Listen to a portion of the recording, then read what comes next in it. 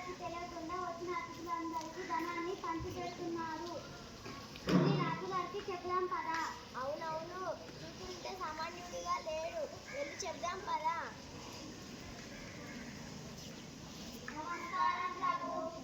బండారి బసవన్న మీ ఆజ్ఞ లేకుండా వచ్చిన అతిథులందరికీ ధనాన్ని పంచిపెడుతున్నారు. అవునా, బండారి బసవన్న ఇలా చేస్తున్నాడా? ఇంకా నేను నమ్మలేకపోతున్నాను. దండనాయకుడైన బండారి బసవన్నను పిలిపించండి.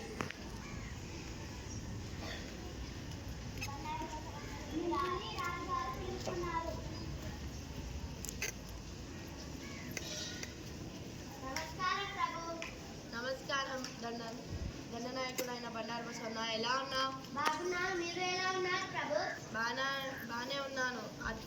అతిథులు వస్తున్నారంట, ధనానంతా పంచిపెడుతున్నావంట, నీ ఆజ్ఞ లేదే పెట్టెలు అన్నీ తెరుస్తున్నావంట. అలా నేను చేయలేదు ప్రభు. మా ధనాన్ని మీకు అప్పగించుకోవడంలో తప్పేమీ లేదు. ఇక చాలు మీ ప్రధాన పదవి. మిమ్మల్ని ఎవరు ఏమీ అనలేరనే ధీమాతో ఖజానానంతా ఖాళీ చేస్తున్నావంట కదా. ఇక చాలు మాటలు. మిమ్మల్ని అడగాలంటే మాకు భయముగా ఉన్నది. మా ధనాన్ని మాకు అప్పగించి మీరు ఇక దయచేయవచ్చు. రామ రామ, వీళ్ళు చెప్పిన అన్ని మీరు నమ్ముతారా? వాళ్ళు ఒకటి ఉంటే రెండు ఎక్కించి చెబుతారు. వాళ్ళు చెప్పిన మాటలని మీరు ఎలా నమ్ముతారు? పరమశివుని పట్ల భక్తి అనే కల్పవృక్షం మాకు అండగా ఉండగా, శంకరునిపై భక్తి అనే బంగారు పర్వతం, మేరు పర్వతం నా ఆధీనంలో ఉండగా, శమ్ముని భక్తి అనే చింతామణి నా చెంత ఉండగా, నా వంటి భక్తుడు ఇతరులను ధనాన్ని ఆశిస్తాడా? సింహం ఎక్కడైనా గడ్డి మేస్తుందా? పాల సముద్రంలో క్రీడించే హంస మడుగులోని నీరు తాగుతుందా? తామర సుగంధాలు విహసించే తుమ్మెద ఉమ్మెద పూల కోసం పరుగులు తీస్తుందా? నీకు ఏనుగు పిల్ల పందిపాలు తాగడానికి తలతలలాడుతుందా? నిండు పున్నమి నాటి వెన్నెల తాగే చకోర పక్షి చీకటిని ఆస్వాదిస్తుందా? నీకు విచక్షణం లేకపోతే నేనేం చేయాలి? శివభక్తుల ఇళ్ళ సాంప్రదాయం నీకేం తెలుసు? స్వామికే ఇచ్చాను. ఇతరుల ధనంతో నాకేం పని? నీ ధనం కోసం నేను చెయ్యి కాపను, నేను న్యాయం తప్పను. నా మీద నీకు నమ్మకం లేకపోతే నీ సొమ్ము లెక్క చూసుకో.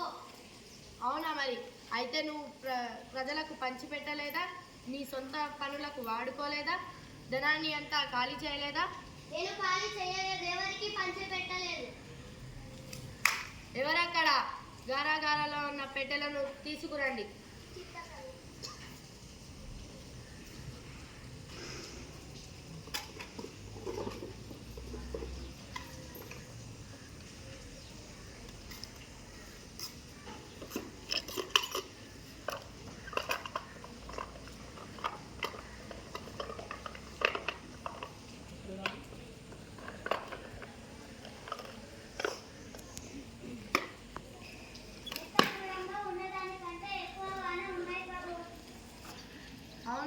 అవునా బండారి బసవన్న, అయితే నువ్వు ఖజానాన్ని ఖాళీ చేయలేదా? ఎవరికి పంచి పెట్టలేదా? అతిథులు వస్తే వాళ్ళకి పంచి పెట్టలేదా? నేను ఎవరికి పంచి పెట్టలేదు, నేను ఖజానా ఖాళీ చేయలేదు. అవునా, అయితే నీ నిజాయితీని నేను అనుమానించాను. నన్ను క్షమించు బండారి బసవన్న, ఇకపై నిన్ను ఎన్నడూ నేను అనుమానించను. చూసారా, బండారి బసవన్న యొక్క నిజాయితీ, మంచితనం, న్యాయం అనే మంచి గుణాలు ఉన్నట్లయితే మంచిగా జరుగుతుంది. బండారి బసవన్న వంటి నిజాయితీతో ఉంటే ఎటువంటి కష్టాన్నైనా ఎదిరించగలము. కావున బండారి బసవన్న గొప్పవాడు. ధన్యవాదములు.